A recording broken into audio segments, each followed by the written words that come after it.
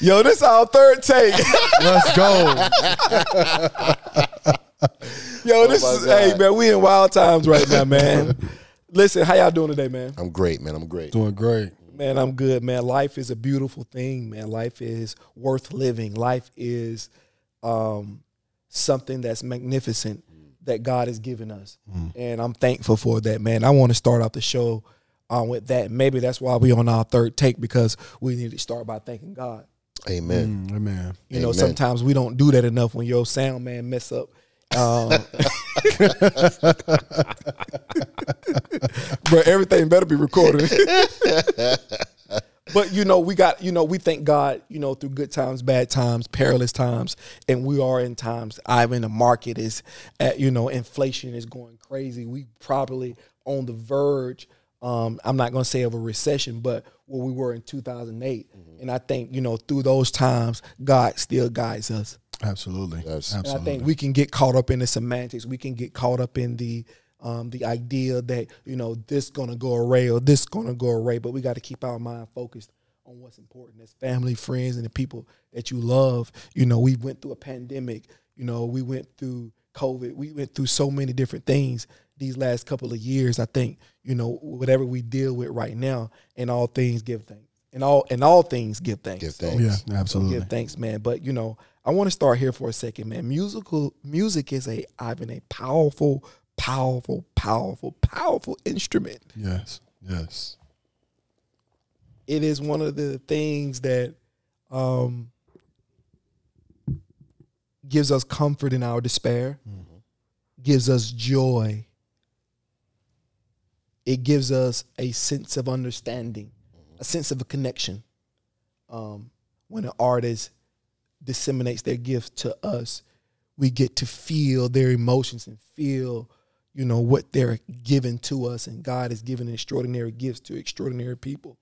And one of my favorite people in the world is Nat King Cole.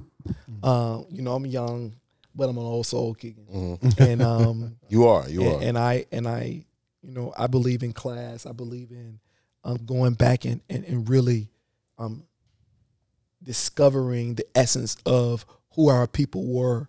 In the discovery process, I ran across Nat King Cole, and I began to listen to the album The World of Nat King Cole that was produced in 2005. And it was one of the most scintillating albums I've ever heard, because it was a collection of a lot of his songs that he did. But I've never heard somebody so graceful. Just hit the smoothness of his voice and what he was able to bring to the songs and to time periods that he performed in. And I got so much respect for him as an artist. But I bring him up for the reason that in about 10, 15 days or less, I'll be a father again. Oh, and I'll be having my last daughter. Is that a faith confession? Yeah, but I'm excited, man. It's a process when life is coming into the world. We go through so much and we deal with so much, man. Yeah. But this time right here where you get to, in effect, have an impact on another life greatly, and I mark that as a responsibility as a father. And a great responsibility from God. Yeah. So, I charge all my brothers and men to help me raise my family, because I think that's important. It is. Absolutely. It takes a village. No question. No question. It takes a village, man. It takes a village to truly raise a child. And I think that, I don't even want to get off on this, but it just kind of came to me that, we're so spread out. We're so here now. Like, our kids don't get to be raised up with their cousins. Man, I remember coming up with my cousins. It was the greatest time of my life. Yeah. I'm with you there. Yeah. Man, all of my cousins, it's like we still on the high that we used to have playing, running around the church, bro. We still ain't forgot that. Like, that still holds us together, even though we don't see each other all the time. Like, those memories and it's like this inerrant thing that I have your back no matter what. Right. That's my cousins. Yeah. I ain't never seen white people with cousins, though. I ain't want to get off on that. Do white people have cousins, bro? I just want to say that for a second, because I ain't never heard a white person say, like... You just never really hear him say it. I just never heard of like, so I'm about to go to my cousin's house. Yeah. You've never really heard him say it. Like, say it.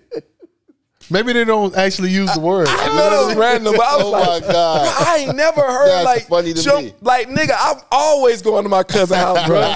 That's a staple in our community. Yeah. Like we don't even have brothers. You got Oh, my like God. cousins, bro. Oh man, that's funny. But I bring that King Cole up for a reason and Lolo up for a reason. Because each one of my daughters, I play at their birth, and it started with my first daughter, my baby girl, Gigi. I played Smile from that album, and it really connected that moment with me and her and transcended something. And it was because of the music. The music was the harmony in the moment. And it just connected. So my next daughter came. I played another song for her. It's Only a Paper Moon, you know, and that song connected. And Lolo getting straightened up and fly right on that album. But it's just what he brings, and that's what music does. And what we were talking about before we got on air was kind of comparing what old school music is versus what new school music is today. Because back then, Keegan, you got to think about it, you know, people, there were less distractions back then because, you know, you were predominantly probably in a certain neighborhood. The country was segregated, and the issues were urgent. Yeah.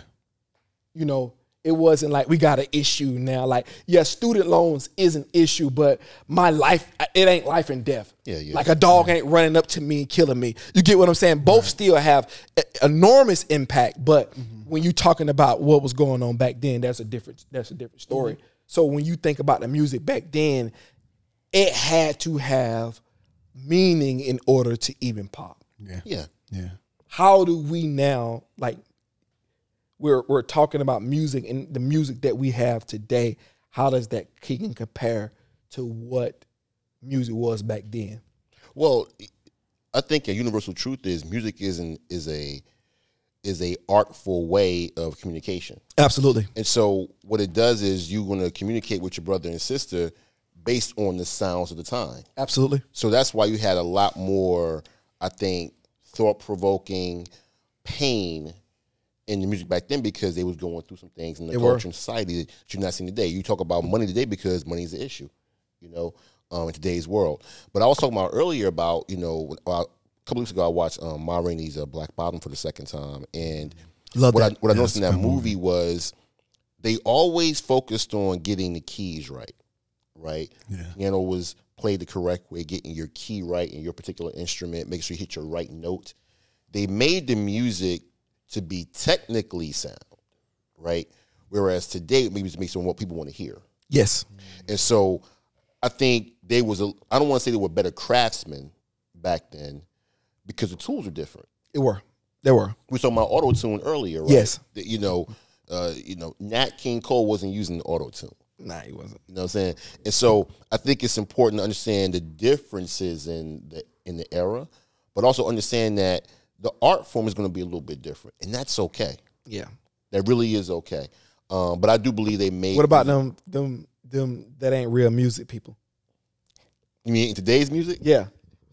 Because Ivan, you one of those. Let's be honest. Why are you sitting there being quiet? I'm talking about you. I'm just gonna look straight at you, bro. I'm talking to you. Yeah, I'm talking to you, bro. Because you wanted smoke. You wanted smoke when we got in here, and I'm giving you exactly what you want. Okay. Well, actually, I don't think that it's not real music because I think anything that, you know, has a vibration to it is real music, right? It's one of those things that can sink you. You know what I'm saying? It's a sinking thing. When I talk about music as far as a whole and what music was and what music is today, it's the same vibration, the same popular progressions, but they're just not doing it the way that they used to do it. That's all. And certain music I have more respect for than others. Why so? Well, because it's different when you're creating that popular progression versus you just using that progression. And so and I have no problem with them using it, but the misuse of it continually in order to just please people instead of actually looking to make art.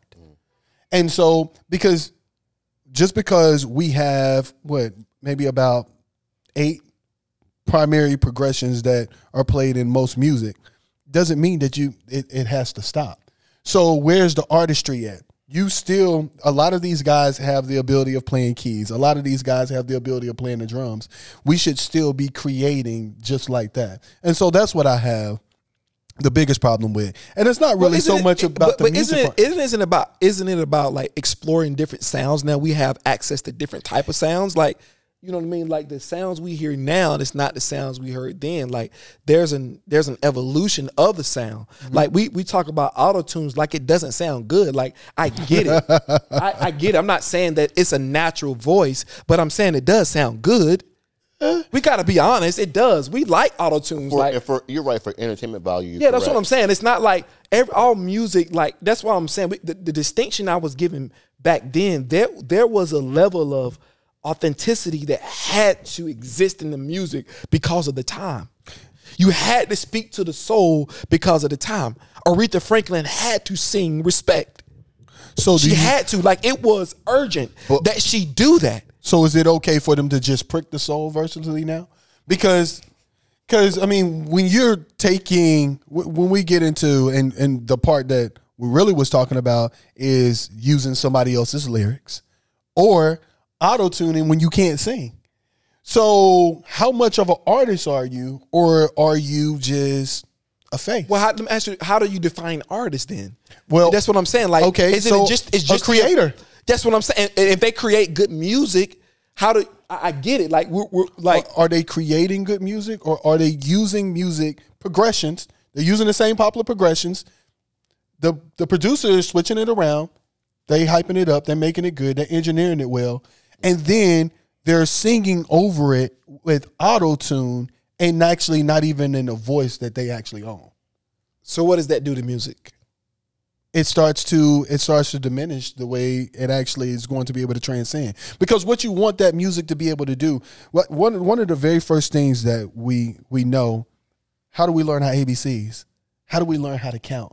How do we learn how the days of the week? We learned all of those things through vibration, through music. And so now, what is it that you're going to be learning if that's going to be the vibration that you're giving off and it does not have that same authenticity to it? Let me ask you this question. In hip-hop, so let's go hip-hop specifically, has the vibrations of those sounds hindered our community with the lyrics, with the constant praising of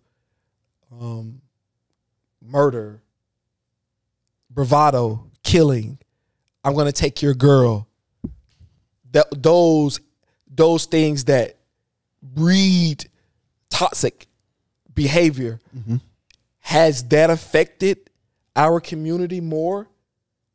Is that what you're kind of leaning towards in terms of what you're talking about, how the music is kind of being diluted? Well, I don't know that if it's affected our community more, but I will say I know that it's had an effect, and I don't know that it's just our community, right? Because hip-hop is no longer just our community thing. Hip-hop is a worldwide thing. Absolutely. Yeah. You don't actually have any genre of music now that does not use some form of hip-hop in their music now. And so when I'm talking about the authenticity of it, I'm talking about a person that actually was embracing the fact of being an artist. If you're going to get up and throw paint on the wall, make the paint that you throw on the wall beautiful. That's it. But don't just go and do this, do that, and do that, and we call it a hit because it sounds like something else that already was done. And I will add one point to what Ivan is saying. Like, of course you will. You something else. You will. Okay, you in your skin tonight. Huh? No, y'all skin tonight. That's what y'all. I'm not in my skin tonight. But go ahead. So when you look at and Tim asked a question about product or process, right? So when you create a song, whether you're using your talent, a God gift, or you're using technology to create something that you can't do yourself, you can probably create 2 great songs. Now the question becomes, can that technology travel to a concert? Yeah. It can? Travis Scott. Tim, have you been to the concert? Travis Scott. Here's my point. It travels, bro. I'm telling you. Hold on. Auto-tune for one artist, I get what you're saying, but my point is when you start using technology actually surpass a person's lack of talent, Why do you view it as a lack of talent? That's probably why you be falling on stage off time. What Ivan is talking about is probably we have people who aren't really talented, who can't. Let's just be clear, who just can't sing, who can't sing as well. No. Some people just can't sing. But because of a look, they can be marketed, right? Compared to people back in the day, if you could not sing, you was not going to get an opportunity. It's as simple as that. Y'all have some duds. Absolutely. There's some duds. Hey, guess what? You're gonna Steve, always there's gonna have be some people duds who in don't That's every my well, point. So right? what I'm saying, so y'all okay, but now the duds look like studs. Hold on. But the duds look like studs now because I have technology that fills that isn't gap. it a talent to be able to put together the sounds?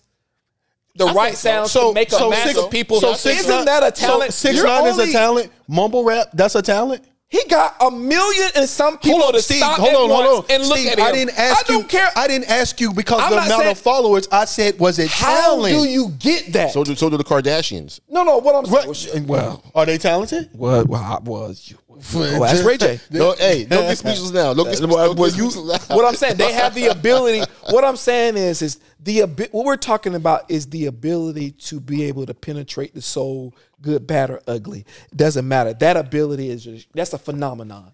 And those, I'm not talking about, there's many people that it was a copycat league back in the 90s.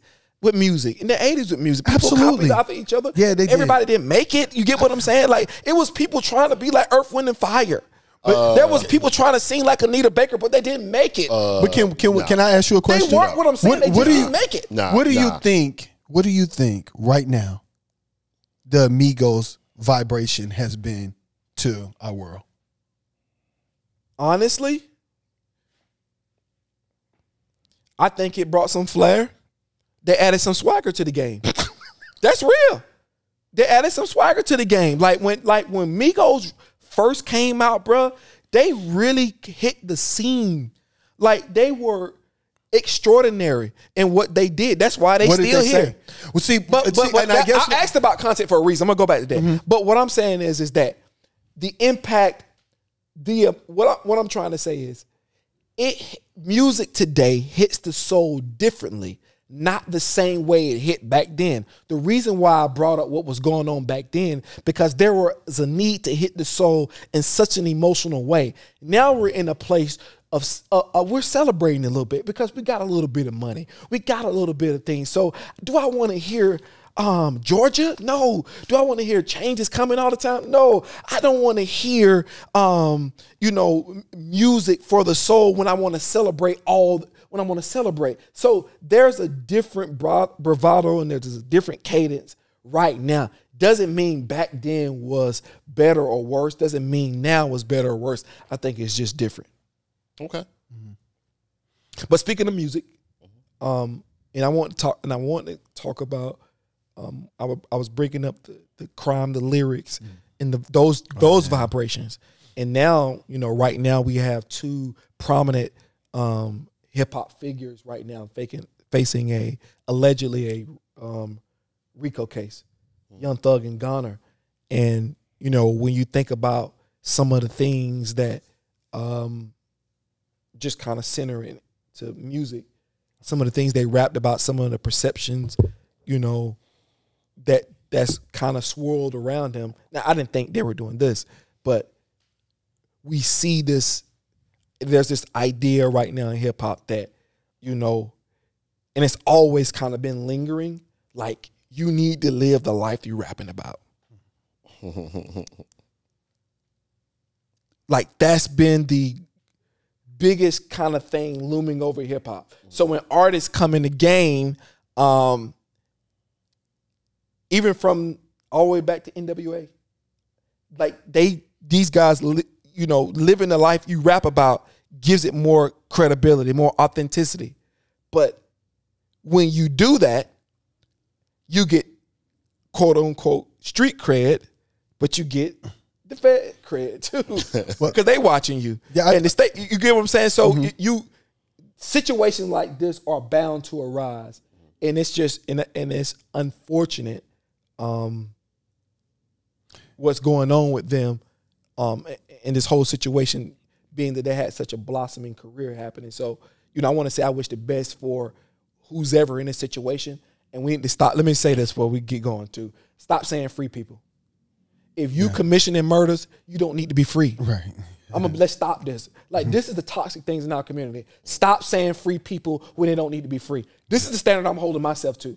Because if I'm out here commissioning, doing shit, oh, excuse me, mama, my bad. If I'm out here doing stuff that affects other people in a negative way, I don't care who you are, Keegan. You need to be reprimanded in some type of way. You know, it's awful what's taking place and what's going on now. But you know, we never hear about how these rock stars are living out those lives. We never hear how these country artists are living out their lives, you know, leaving women on the side of the street and driving them off. We don't hear about those things.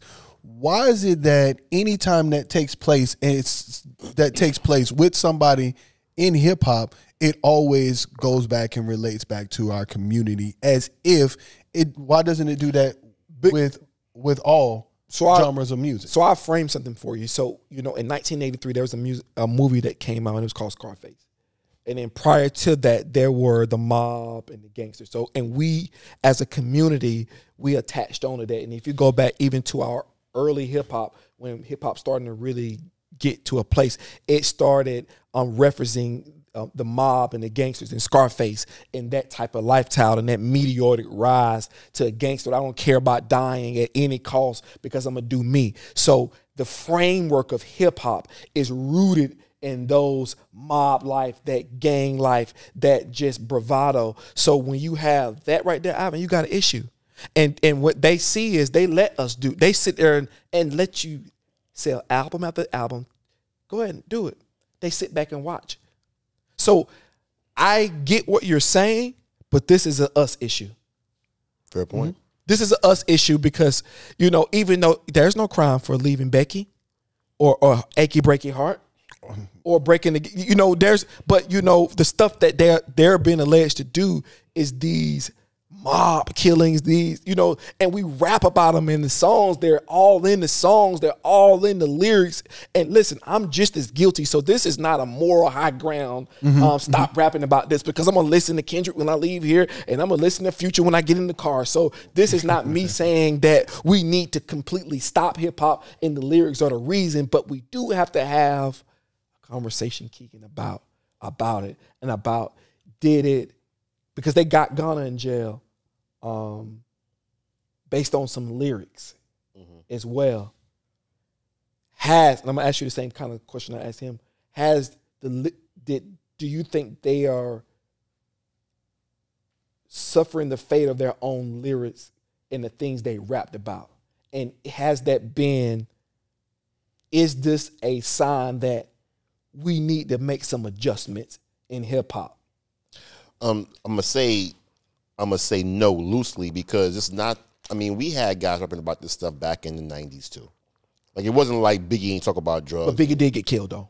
Yes. So I know that, but Pac did get killed too. I'm just saying that was the outcome, right? Yeah. And we had a lot of rappers that's been killed prematurely. So I'm not saying that the lyrics are completely responsible, but is it worth the conversation to address it? Well, I'm only bringing that up because I don't want to make it seem like today's lyricists have a monopoly on talking about gangster rap. I'm with you. You see what I'm saying? Because that was going on back in the 90s and in the 80s too, right? So it's nothing new. It's not a new phenomenon. But what I would say is only way they're going to connect lyrics to an actual crime is if you actually did the crime. Gotcha. And you're talking about it, so now they can actually connect evidence to what you did. As testimony, for lack of a better term. So if they don't actually have you doing a crime because you talk about it, they ain't gonna bother you. Yeah. Right? Yeah. So I think we gotta be a little bit more smarter, right? Let's just be a smarter criminal if we're gonna do it. We need a better class of criminal. You know, I would just say that. But I do believe we gotta have a discussion about the lyrics in our music in this particular art, because it caused harm. This came up in a prior podcast back at the barbershop. And for me, the answer would be, I always look at it as art. It's art. So we don't talk about, a naked picture that was painted by some artist as, pornography. No. We accept it as art. And if we let the kids see, we don't think about it as being, some kind of pedophilia type of experience for that little kid to see that particular art form. But for some people, want to demonize what we do. We just got to understand this art. We always hear about some of these stories ain't even real. That's from the suburbs. But the difference. Go ahead. So my point is, in terms of how we consume it, we have to be better at how we consume it, use it, and digest it for ourselves. Just because I've been talking about selling packs and getting girls and stuff like that, don't mean I have to do it. Absolutely. So we have to be a little bit more responsible as a consuming public and not put the responsibility on the actual artist who's just doing entertainment for us. And I agree, but there's a punitive aspect that happens to us. Like right now, Thug and Gunna are in jail. Okay. So, that's the difference. Like the porns, all that other stuff, there's not a life-altering thing that comes. Like this art is moving concrete stuff. Can I ask you a question? Because I don't know the actual case that well to talk about it. But my question is, if they weren't rappers, would they be in jail? I know it's a what if question. Here's where I'm going. If that's what they was living their life around, whether they were rapping or not, they was gonna live that lifestyle. I mean, they're gonna be in jail. So I don't want to try to blame the art form. No, I don't want to. I want to blame the art form. But every art form has to have a critique. And it has to, because you got to think about, we talked about the vibrations of music. We talk about how it penetrates the soul. And you got to think about this. Although we digest music in a way that's maybe healthy, you don't know what children will listen to. Yeah. You don't know how children are digesting music, or somebody who's in a damaged situation, somebody who's in a situation that life or death is at hand, or doesn't have the maturity to understand the difference. So because people get enamored with artists, they get connected to them. So that's what I'm saying. Do you want to critique Hollywood for gun violence because of movies they made? Right. And see, that was my point for bringing up different genres of music. Because different genres of music, they talking about doing dope all night long, sleeping with multiple women all the time. Yeah, right. And all of these different things. Or heavy metal talking about devils and stuff like that. Do you blame that? Do you blame atheism on heavy metal? This is more of an inward conversation than an outward conversation. What I mean by that is, you always say we only can affect our world. So I can't save the world. So what they're doing is what they do. All I'm saying is hip hop is ours, and it directly affects us. And it's a beautiful art form too as well. Because although we're talking about this particular case with Thug and Gunna, and they're just more so props, but we're talking about the art form, not just them. So then my question would be is, do we also critique movies like Paid in Full or American Gangster? Well, I think those movies were able. I think when you watch something visual, I think you're able to see the illustration acted out in you. And so, I think. So I'll say this: it's not a good thing, right? It's not a good thing that all of the information that's being given in the lyrics, like some of it is not like acts that they should be carried out. Right, and some of them are absolutely stories, like they never even took place. And let me be clear, and let me be fair too as well. And I'm not offering critique; I'm asking questions. So hip hop, the story in the hip hop is really, when you look at it from a literary standpoint, it is telling the story of our trauma. But somewhere along the way in hip hop, it transformed to telling a story to. It was all a dream. I used to read Word Up magazine. Like he was telling me a story to Bravado. I came into this like 100 grand strong to this braggadocious Bravado. So you can see Biggie talking about here in this aspect. It was all a dream. And Jay-Z, by the time you get to 2001, when hip hop really started taking off, it started turning into more of the flashy, the fly, that era. Then we kind of now we're getting back into but see, I don't know that has anything to necessarily do with the art form. That's all about parenting. you're not supposed to be letting the music parent your children. You're supposed to be. And so if you feel like this is what's altering or making adjustments or changes in your community, they're not the ones dropping the ball for expressing their art form. That's all I'm saying. But what I'm saying is he asked me about the movement Paid in Full. What I'm saying is when you illustrate something, it's easier to digest and understand what's going on. But when you're listening to music and I know, but every parent's not around with me. Come on, man, you got children. You know, you're not around your children 54/7. Well, 38/7, 24/7, 89/7. You're not around your kids like that. But so they're gonna listen. They're gonna find something to listen to. Yeah. But the debate is, what you're really asking is, does hip hop music affect us negatively? And the answer is no. To me, from my perspective, the answer is no. I'm asking, is it worth diving into? Is it emphatically no, or have we not dug enough to really say? Steve, I can only give you an emphatic no from my perspective. Okay, right. I'm only speaking for Keegan. I ain't speaking for the asking, world. Is it absolution? Yeah. No, because I think any art form you can look at and say, I don't know. Like I said, even if you look at art from a painting perspective, if we paint a naked woman, someone might say that's pornographic, but some will say that's great art. Right? Have sculptures of dudes with little penises. Like, okay, we're cool with that. Yeah, what the fuck? Oh, excuse me. It's art. No, it's art. The Statue of David. But some people are like, yo, that's just, I don't know about that. You know, and so you can watch a movie and see somebody naked in the movie. Are we talking about pornography now? I mean, so my point, I think we just got to be better at knowing where we are responsible when we consume art of any kind. But it can become a dark art form. And I think it's still worthy of regulation and responsibility because of now and I referenced the case because the braggadocious nature of crime versus experiencing crime out of poverty is a different thing. Like coming up, the Rakims, those guys were talking about experiencing crime. Yeah, they bragged a little bit, but what I'm saying is it moved over into bragging about the crime. I will put 58 shots in you. Like, I will kill you and take your whole, like, it's devolved to that, but it has evolved in different ways. We got to be a little bit clear about that. That's not the only form of hip hop we have. No, it's not the form because we have Common. No. Right? That's and I was going there next. So let's be fair about the genre. Is not holistically about gangster rap. It's not holistically about that. But when we have young men not because of their lyrics, but what I'm saying is they perpetuate still a stereotype that are facing jail time. Maybe they would have done it. I'm not predicting the future, saying I'm not giving a what if. I'm just saying that we have to have some type of critique in this part of hip hop. It's not the whole domain of hip hop, like you say. There is a Kendrick, there is a J. Cole, there is a Common, there are conscious rappers, there are there are flashy rappers. I'm just talking about this form of rap.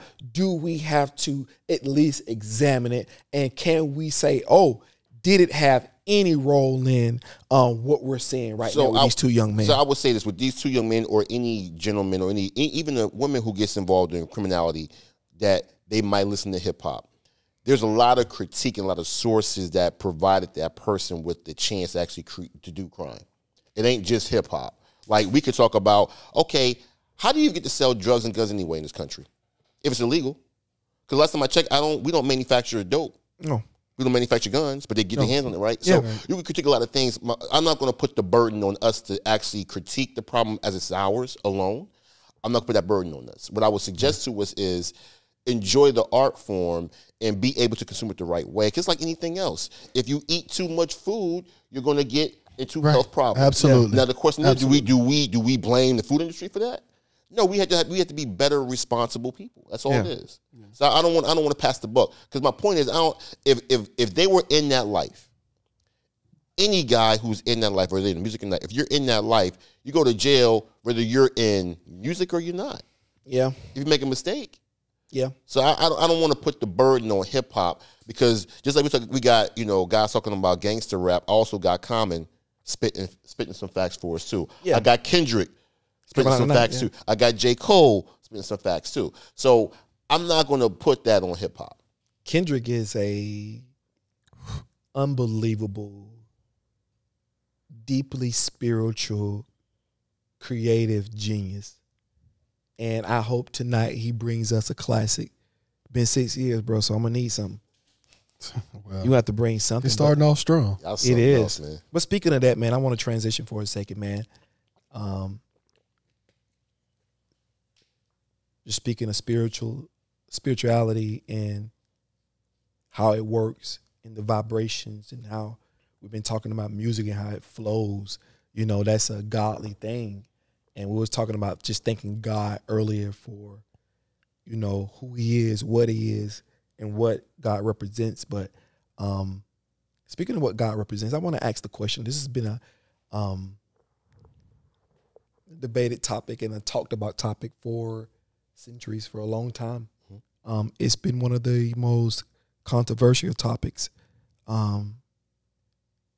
Is there more than one way to get to God?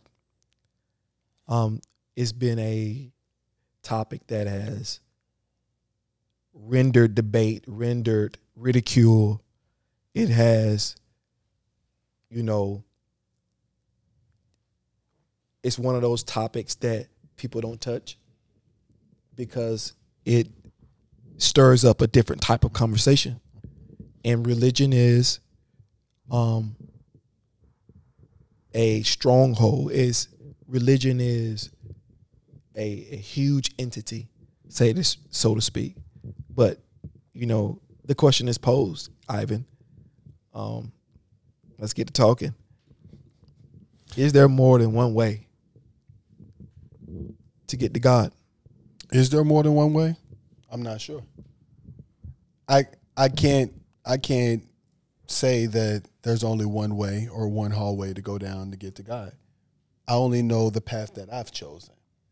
And That's good. believe I like that. I believe that people have to have a full understanding of choosing their path and understanding why they chose their path and be okay with the path that they chose. And not allowing it to be debatable, because what one person may think about your path, it doesn't matter.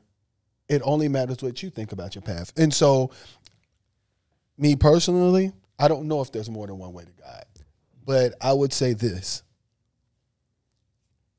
I don't think that it could possibly be, if God is here for all, I don't believe he's only going to give you one way to be able to get in contact with him. Like, so you believe there are multiple ways to get to God? No, no. What I'm saying is I don't believe he would do that, but I don't know whether or not if that's the case. I don't believe, because if I need to communicate with somebody and I can't reach them, they can't reach me by cell phone, I'll give them my social media. I might give them my email address. I'm going to give them multiple ways to be able to communicate with me. And if I'm wise enough in my 41 years of wisdom on earth, I mean, we're talking about something that's infinite. So I don't know. Interesting. Well, I hear the question, and I think instead of saying there's more than one way to get there, I think God has more than one way to get to whoever he wants to get to. He's sovereign. That's good, Keegan. So I can't, and there's no way I can tell God that he can't use another religion if he wants to. Absolutely. Now, I'm a Christian. I believe my way is through Christ. That's the way I chose, right? I believe in that, and I believe in the Bible that tells me how I can get to how I can get through Christ. But I'm not going to say and tell God what he can and cannot do. Is that so? You being a Christian, is that an absolute for you? In terms of, is that something that, do you believe that if somebody doesn't accept your way, what is their fate? So it's not my way. Or what you believe. No, yeah. So or what you believe. No, yeah. My job as a disciple is to share the gospel, not to save souls. I don't have that power. Gotcha. And for those who believe they do, they're incorrect.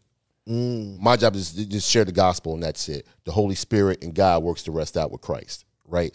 And so I'm not trying to win a soul. I'm trying to share the message so that God can do his work. So if somebody doesn't agree with it or want to receive it, that is their decision. That has nothing to do with me.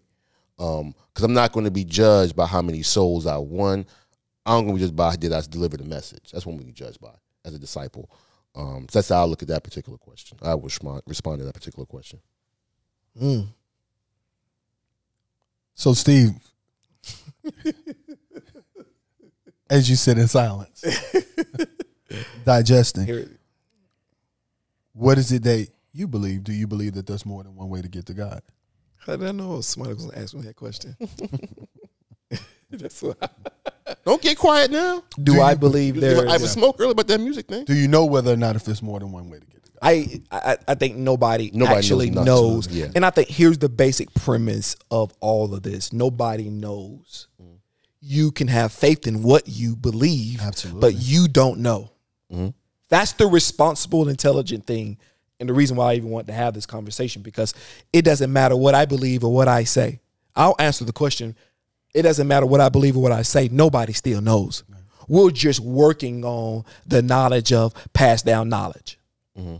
Past somebody, he said this, they wrote this, he's read this, they wrote this. That's the realistic piece to it. Whether you believe it's infallible, whether you believe it's truth, whether you don't believe it's truth, that's what we're working on, word of mouth. So that's the beginning of it all. So, but do I believe if there's more than one way? I absolutely do believe there is more than one way to get to God. I believe that God is an infinite. I believe God is the most intelligent thing, the most intelligent life source of energy there is on this earth. He created multiple portals to get to him. And like Keegan said, that he can set up a way to get to you. And I believe he can get to you through religion, not being in religion, no matter what you are. Even atheists and agnostics, they believe they just don't know it yet. They believe, they just don't acknowledge that. They just don't acknowledge. So absolutely. what I'm saying is, I believe that God loves us so much, and I really take agape serious. It's unconditional. It's the highest form. Unconditional. There's no conditions. And he don't just love me. He don't just love this particular group or that particular group. He loves everybody. Well, a couple of things I want to say about atheists don't believe God exists. No, they don't. No, they don't. Agnostics are indifferent. They don't even exist. It was more of a tongue in cheek. Like, they don't believe it. Yeah. But I think it's important because you have to start off with where the person is at, so you can make sure you have the right conversation. Even for Christians, like Christians who say, and I say Christians based on you having a faith through Christ, right? Christians want to say that, it's only the Christian way is the only way to get them, that's it. Well, if you believe God is sovereign, then it's a contradiction to what you're saying. If you believe he's omnipresent, he can be wherever he wants to be. You got a contradiction to what you're saying. If he is omnipotent, he's all powerful. You have to understand that what you're saying is he's everything and beyond your imagination. He doesn't operate in time. So you can't eloquently say that your way is the only way, because what you have just done is put God in the box. And no one has the right to do that. Not only did you put God, or do you put God in a box when you say that, you're also speaking of something that you have absolutely no evidence of, because you have not actually had the ability of experiencing. Experience is going to be able to tell you that. And because at the end of the day, I mean, like you were stating, faith is something that's developed. You can develop faith in anything, which is why I say that I believe that atheists, they believe something. They got faith in something. Oh, absolutely. They might not don't have faith in God, but they got faith in something. Many of them believe in science. Yeah. Many of them believe in science. And science is God. God is not separate from science. Yeah. And that's the real thing. Like, and I think the notion comes from, and I ask this question because it's really been disseminated from one verse, John 14:6. When Christ said, I am the way, the truth, and the light. No man shall come to the Father but by me. And I believe that. But I don't think Christ was talking about him as the man. This is me talking here. He was talking about his attributes. Because I follow Christ. And I follow him. What was he? He's human to people. What was it? He went and sat with the least of those. When people was hungry, he fed them. Those are simple attributes of life. That's a Christ-like attitude. I've seen people in churches go to church but not act like Christ. I've also seen people outside the church not know anything about it but act like Christ. Absolutely. Explain that to me. Because Christ said, I will draw all men unto me. And the way he does that can be through anything, in my opinion. It doesn't have to be through Christianity. It doesn't have to be through being a Muslim or being a Buddhist or Hinduism. I believe the Spirit of Christ, it reigns through all. That's what I said. But I still believe through all of those other religions and any other religion or whatever you believe, I believe you can get to God or God gonna get to you. I agree. One way or another. And here's the realistic piece. I don't know. It's not meant for you to know. That's why it's called faith. Yeah. Right. And so, because I will say it again, just make sure that we're clear about our convictions on things. I am a Christian. I am a Bible believing Christian. Yes. And so my faith is in Christ, right? The one thing I'll just say as a Christian, I won't tell God what he can't do. Absolutely. That's my only point. Yeah.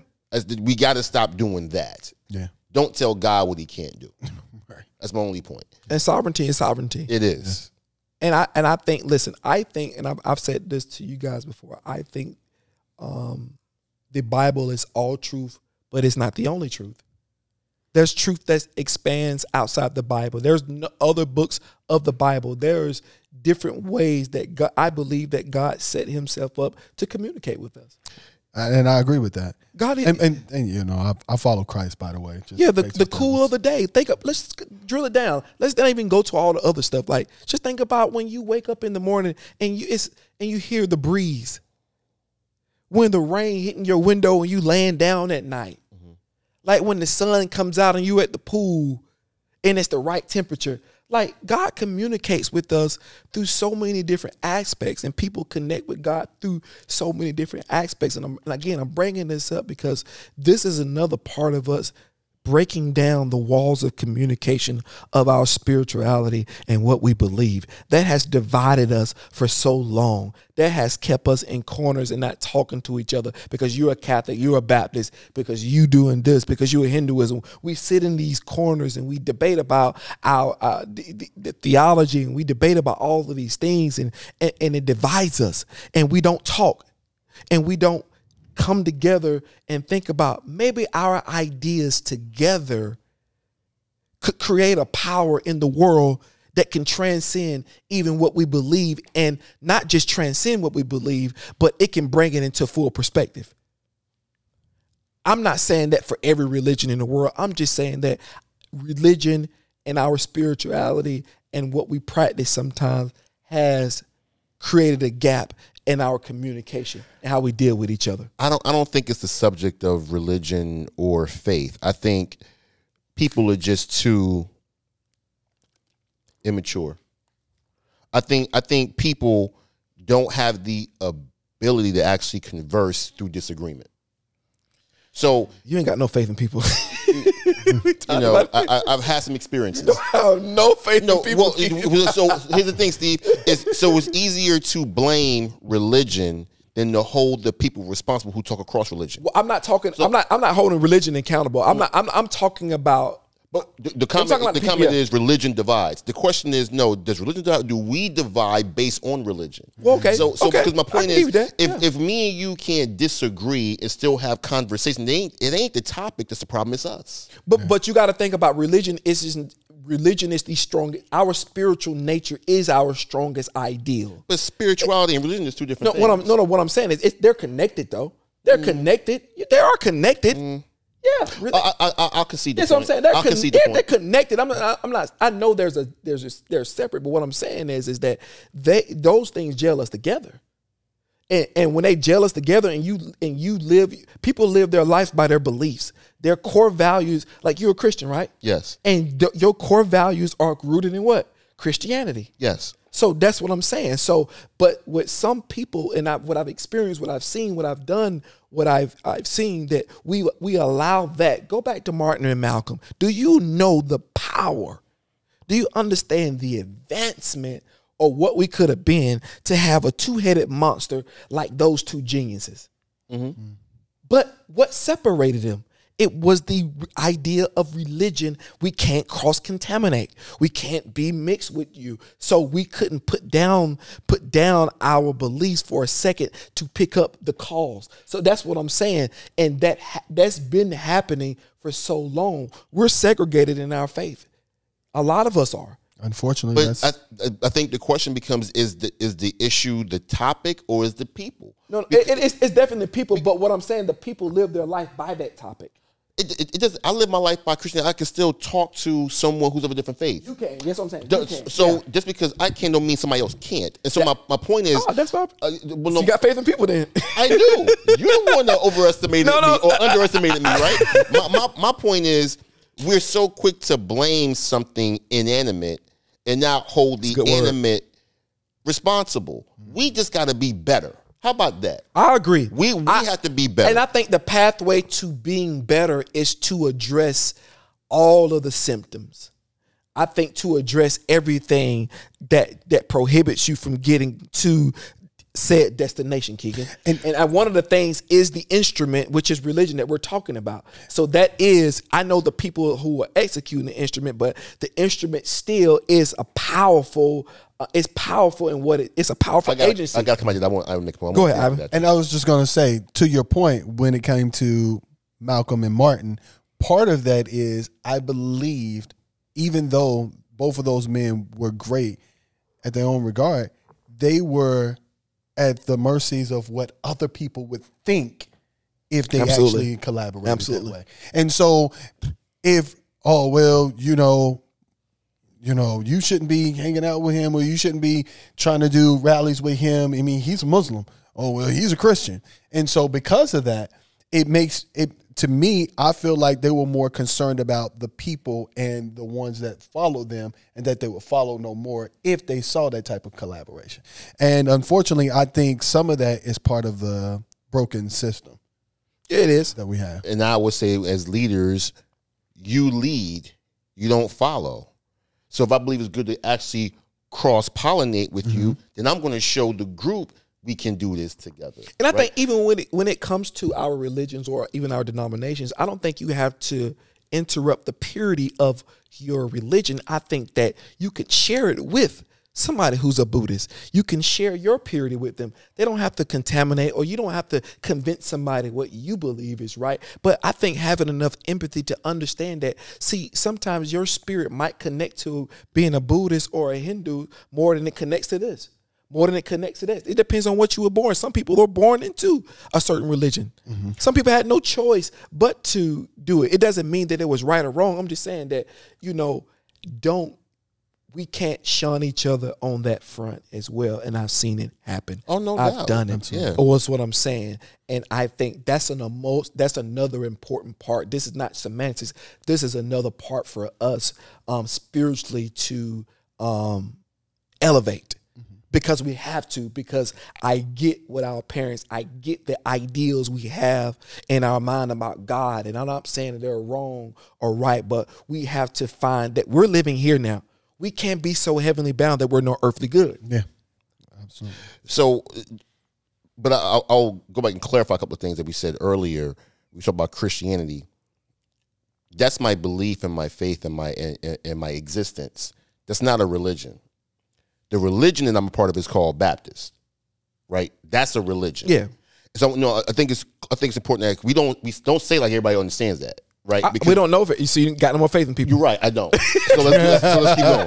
Because you want for two? Go ahead. No, people say that Christianity is a religion, and it's not. Yeah. No, Christianity is not a religion. It's not a religion. It was called the Way. Actually. Yeah. And so my point Followers is, of the Way. Yeah. Sorry. And so my point is how we have delivered the religion aspect, how we delivered Baptist principles, Methodist principles, Pentecostals, Presbyterian principles. That's what has created the separation. Yeah. Right? In many ways. And then you also have people who should not have ever been in church leadership leading the sheep. Absolutely. Right? That's also a problem. So when you start looking at quote unquote religion, we're really keen on demonizing the topic and the subject and not the people who used it in the incorrect way. I agree with that. And led people astray and created problems for people. So I want to start holding people accountable. I think we could do both. I don't think we have to. I think we can just. I think we. That's what I'm saying. I think that's another aspect of what you're talking about. The people who use it. And again, I don't like to cast any aspersions on anybody that's not, or I don't want to talk about preachers and what they're doing, because you can just watch and see what's going on for yourself. So I don't want to castigate anybody in that way. That's why I was just focusing on that more so of the spiritual nature of what we believe versus the people, because I'm not inside of people. Well, the reason why I'm doing it, and I'm going to hold people accountable. I'm going to hold pastors accountable. Ooh, okay. No, the reason why is because we all got a responsibility. We do. Yeah. You got a church called your home, right? And so we all are responsible for delivering and being a steward of this thing we call our faith. That's one. And two, the problem that we have is nobody wanted to hold pastors accountable. So they ran wild and did bad things. And when they did bad things, the people who did not believe looked at the religion and said, no, that's crap. Right. When it wasn't, but they got fed the wrong line because somebody was misusing it. That's the problem that we have. So we got to start actually being willing to hold the people accountable. That's what Paul was trying to tell Timothy. Be above reproach. Yes. Because if you aren't, you will be scrutinized, you'll be ridiculed, and then the faith loses credibility. And I think the idea of having one man spread his idea to hundreds or sometimes thousands of people, that's where the pressure of not being above reproach comes in. Because think about it, when you can move that many voices at one time without essentially, while you're talking, any accountability. Like if you think about right now, like I just can't start running off at the mouth talking crazy, because you're going to come in and say something to give a different perspective. So if people were sitting here right now, what you would see is there's a maneuvering in conversation, and some people might digest Ivan, some people might digest you, Keegan, some people might digest me. What we're talking about now is organizational structure, because I don't think it's fair to, no one man should have all that power. Brutus killed Caesar because Caesar, Alexander, those guys have became too powerful, too much to absorb, because when you get too much power, I don't care if look at David. Look at every when you get power, eventually you succumb to the power when you get too much of it, and it takes over. It takes over you. Lucifer was second in command. He got power. Then he thought he was God. So what I'm saying is I believe that it might be an organizational structure deal, that how we may be able to evolve the church to another level. And I believe we're doing that right here. If you want me to just be frank and honest, I believe this is the church right now. I believe this is the evolution of the church. But let me tell you why, because I don't have to compromise myself, but you holding me accountable. This is a pulpit, but you're holding me accountable. You're holding me accountable. TM holds me accountable for excellence. Yeah. And I think, it ain't the only thing, but I think it is a branch and can be an evolution of the church. But, when it comes to pastors, like I say, I think that we need to address some of the structural damage that's in the church versus more so of the people executing it. Because if there's structural damage, the house going to fall regardless of who there. But the structure came from the source of their faith, which is the Bible. Well, what I'm saying is over time, what ends up, that's why I was talking about earlier, when a story gets told over time, by the time it gets to you, it can be something different. And man, it's inherently flawed. So what I would say is, when we're debating about these kind of topics, if you have to discredit what a person is believing on, then your argument don't have any weight. What do you mean? So just because the Bible is thousands of years old and should have been passed down, don't mean that the truths are not still there. I don't think, no, that's not what I'm saying. Okay. What I'm saying is, it's the way you digest messages as well. I'm not saying that by the time a message gets to me, it was told in a different language. What I'm saying is that the Bible was translated in 3 different languages as well. So what I'm not going to all. I'm not going. What I'm saying is that there could be some by the way people receive messages, not what's necessarily on the paper, but the way people interpret it from their own vantage point can cause that. That's all I'm saying. I'm not saying that it's wrong. And once you get to, how do we go from we went from the small shack church, went to this size church, went to doing this in church, went to doing that in church. You know why? Because there was a different interpretation of what the word was throughout generations. They understood the Bible differently, not better, but they understood it differently. And people, when they understood, especially biblically, when you look at it, when people, like, we're all the way now to where we don't even recognize what the church is. It doesn't look like what it was when we grew up.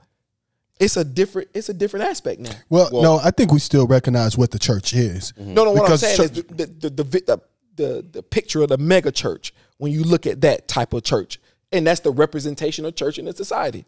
Right, okay. On a larger scale, it is. Like when people think about church, they think TD Jakes or Hillsong.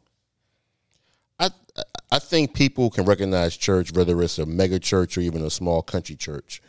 I think, and I personally don't think there's anything wrong with either one.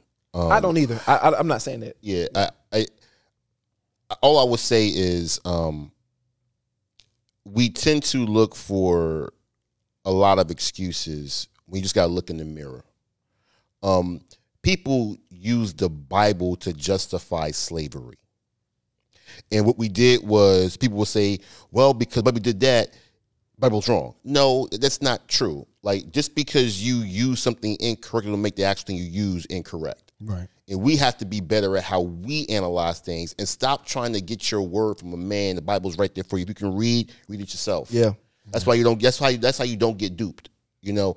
And so for me, I've just gotten away from trying to blame religion, because religion is a concept. Someone takes the concepts and uses it.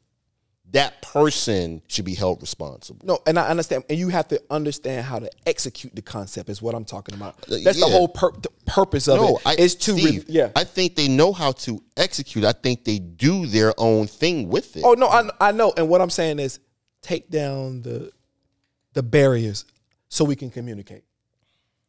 Take down the barriers of what you can't do or what you can't talk to me because of this. We can't communicate with a Muslim. I can't communicate with you because you believe this. I'm saying just it's okay to take down the barriers and talk to each other. That's doctrine, though. But I don't think it's a barrier that the religion created. We choose not to talk to Islam. We choose not to talk to them. I get it, but because of the concept of the religion that you choose not to. I don't think religion says that. No, it don't say that. What I'm saying is, like, you don't intermingle. Every religion wants to be pure at its core. At its core, every religion wants to be every religion wants to be pure at its core. Walk together, except they be agreed. I mean, there's a lot of correlation in what he's stating, basically, because I mean, there are certain times when it's talking about exiling and actually disassociating with people. There are actually religions that believe in. If you choose to no longer believe what it is that they believe, they completely disassociate themselves with you, even if you're family. Yeah. But let me go back to something I said earlier before we wrap up. When I say you don't recognize the church, what I meant by that was, I know people recognize the church, but what I'm talking about is the evolutionary process of what the church went from when we was in the pews back then. Now we're in a stadium. Like, it's a different vibe. It's different. You know, and what I mean by that is that through messages, through time, when you're passing down messages, whether it's truth or not, people can interpret truth differently. They can look at the truth. Just because you interpret the truth the way you want to, don't mean the truth ain't the truth. I'm not saying that. I'm not saying it's not true. So, because your interpretation has no bearing on what the truth is. No, but people still interpret it the way they do, though. No, that's a fair point, that's what I'm saying. People that don't make it true. And that's what I'm saying. I'm not submitting to that point that it's true. I'm just saying the way people digest things. Mm-hmm. That's what I'm talking about. When you bring things down from a certain time period, people digest things differently. And they have a different interpretation and things go awry. And then that's why I'm saying you can't recognize a church because people interpret the Bible a different way. People interpret spirituality now in a totally different way. I don't know if I agree with the comment. Because I'll say from a church perspective, technology, you got people who watch church from home now. Yeah. Right? So it is delivered differently because we have technology and we have different circumstances. Yeah. Right? And I would say the mega church is not a new phenomenon. I used to have more people who were becoming of the faith, right? The Church of Ephesus could be called a mega church based on what's appropriate for that time frame, right? So I do understand that people can recognize what the church is if they're looking for the church. Yeah. Right. That's why I got to hold people accountable. Right. You know, that's just where I'm at. I don't let people off the hook no more. I just don't do that, Steve. You ain't got no belief in about it. No, I have belief in people. I just want people to be better. Yeah. I do too. Be the best version of yourself. And that means don't let people dupe you because you don't want to read. That's true. That's a fact. Let's not be lazy. That's all I'm saying. You on one, ain't you? Nah, they on one. Who is they? The people you talking about. But wrapping up, man, this conversation, really was about, accountability too. There is accountability everywhere. You know what I mean? I don't think it's our job to hold people accountable. Yes, it is. I think people it's their job to be accountable for themselves. I'm giving you license to hold me accountable. Yeah, but you gave me license. Want to know why? Because I trust you're going to do it from a place of love. Absolutely. Right? So, now, Ivan out here running crazy. He don't care. But, yeah, hold me accountable. Hold me accountable. God. But, man, this conversation is going to be a continued conversation as well because there's a lot of layers to it. And I think when you're dealing with this has been a complex topic for me for a long time because I did grow up through the Christian faith as well. I represent Christ. But when I look at all the nuances, when I look at God, when I look at Christ, when I look at us and what we're going through and all the topics that we talked about tonight, hip hop, the music, how it affects our community, how it doesn't affect our community, giving it perspective. And I think everything can be solved with perspective. Yes. Yes, it can. See, this it wasn't about religion. I wasn't talking about choosing a side. I wasn't even saying what I was saying was right. But we have to ask the questions. Right. Absolutely. You have to be willing to ask the uncomfortable questions to yourself and not capture the answer that's easy. Or the one that somebody else gave you. Absolutely. That's what I mean when I talk about religion. And that's what a freedom that came from me is what I had to ask myself hard questions about what I grew up in. Is it something that resonates with me now, because you got family and it's tradition and it's something that, people expect of you. That's what I'm talking about. That more of that stronghold and not being able to see where your spirit actually connects spiritually. Yeah, because it's not much of a test if they give you the test and it's only got one multiple choice Absolutely, answer. Because I have to be able to choose the God I know. Free will says that, right? How do I recognize God? How do I have the license to say I want to explore God through the lens of Buddhism? Right. Don't criticize me or don't ostracize me. Please don't. I'm asking you because I think people now are getting more information. They're like, I didn't know anything about Buddhism when I was younger because I didn't have access to information that gave me that. But now I do. I'm not a Buddhist, but I'm just saying that everything is perspective. Test your faith. I studied so many different things. Absolutely. But it brought me back to Christ. Yeah. Every single time. See, and that's what I'm saying. It brought me back to Christ. And this is why I'm confident in my faith and understanding that if you stand firm and you execute the attributes of Christ, you don't even have to say anything. Your life will be a living testament of that in my perspective. Well, it goes back to what Keegan was saying. Stop being lazy. Yeah. Keegan, he whipping that wop tonight. Nah, but something that me you your name about, Dr. Keegan tonight. Something we talked about something before. We talked about the difference between dogmatic and conviction. Yes, that's right? good. So being dogmatic is you are absolute in what you think, you don't want to hear nothing else, right? But being convicted means I'm going to stand on what I actually believe in a strength. It's right? good. And I'm not going to be moved by anything frivolous, but I don't mind learning, right? So I can learn other principles from an Islamic faith that can affirm what I believe. Absolutely. Right? But still be convicted in my faith. So I don't have to intermingle. I can just get other things affirmed from my faith, from other beliefs. if I'm willing to have a conversation. But if I'm dogmatic, no, I'm not hearing nothing else. And dogma leads to cult. It does. Right? It does. But conviction leads to strength in what you believe in, but also leads you to come to be able to share with others. And that can help other people with their faith. Like if you believe in what you believe in, I may have a principle that might help you affirm what you believe in if I can have a conversation with you without judgment. Right? So I just think that we have to be better versions of ourselves, be more mature in what we believe in, to say, you know what? Let me talk to this man who's a Jewish believer, and be okay with that. Right. And be able to walk away with differences or even learnings without being moved off center or judging that person and what they believe in. Because do you understand what our real purpose is? Human connection. Yes. Yeah. Absolutely.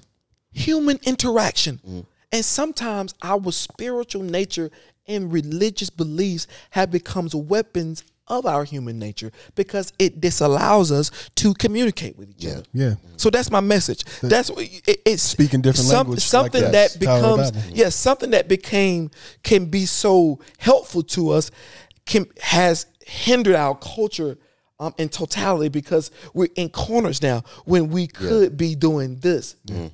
And man, it's some dope people in the world, bro, that believe differently than me. Absolutely. That's facts. Some dope people, that's bro. Facts. Yeah. And I didn't get a chance to talk to them growing up. Like, there's so many people that you can connect with, and everybody was born into something. And you take for granted what you actually learned from them. Yeah. Because, again, what you were stating and all of the things that you read and things like that, when you start to come across with different people, your perspective is only good until it's been challenged.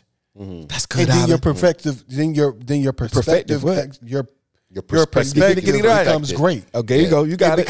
It becomes a great perspective because now you don't only have yours, but you also have somebody else's. That's good. That's you good. get an opportunity to learn. So you miss out on so many different learnings, so many different principles because, to be quite honest, if you were to look at the two groups, Islamic faith and Christianity faith, if the two of them were actually to merge, it would be, oh my God, completely. I mean, based on the way that they actually make brothers, sure that it was brothers. On it was two brothers. Principles. It was two brothers, Isaac and Ishmael. Yeah, Isaac and Ishmael. And if you were to implement some of your actual religious practices or some of your in-faith practices with the ability of also having the knowledge and understanding of the other, man, where would you possibly be? But it said that they would be, they would rise up in their hand to be against one another. Yeah, and that's just that's the reality of time. That's the reality, wrapping up. That's the reality of where we live right now. But we just, we want to here at the Deep Service. We want to kind of, have a conversation with every segment of our life. We want to have a conversation with the financial segment of our life. We want to have a conversation with the spiritual segment of our life. And it's okay to have a conversation. Yes. Every conversation is not going to lead to an immediate outcome. Sometimes conversation is to start, putting the ingredients in to find the solution. Start, why do you feel the way you feel? And you may arrive back to the point to what you were born into on purpose, because you can be born into something on purpose. God is a God of purpose. No question. Make no mistake about it. It's not a bad thing to be born into Christianity. It's not a bad thing to be born as a Muslim. It's not a bad thing. You know what I mean? We got some extraordinary people out of so many different religions. Mm-hmm. We got Gandhi. We got Mother Teresa. Wow. We got Malcolm X. We got Martin Luther King. We got W.E.B. Du Bois. We got Marcus Garvey. So we got so many different people from so many different faiths. We got Nina Simone. She was of a different. So what I'm saying is that I know our spirituality is our sacred place on how we communicate with God individually. But I'm urging and pleading to everybody, come together and let's talk. Let's continue this conversation amongst each other. If you have a friend who don't believe this, because I toiled over this. I had debates on our chat over this very thing because my mind was expanding. It wasn't getting better. It was just expanding to a different place. And I started to see God differently. I started to try to raise my consciousness toward people.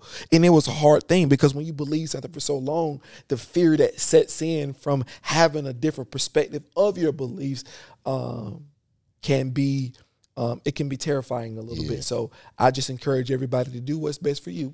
But, you know, we can all have a conversation. But, man, this was one of the goldest podcasts that we've had, man. And it's a pleasure sharing the stage with you guys, man. Yes, sir. You guys are incredible, and I appreciate you guys doing this. I do not take this for granted. People do not. Guys, when somebody decides to be a part of your vision, everybody in this room, Keegan, Ivan, and Tim, you guys don't have to do this. You guys have other responsibilities, other things, and you're here. So I want to say personally, on camera, thank you from the bottom of my heart, man, because we're building something special here. And you guys go. This is when the music start playing. Subscribe on the Deep Surface Podcast on Instagram and YouTube, the Deep Surface Pod, and we out. Yes, sir.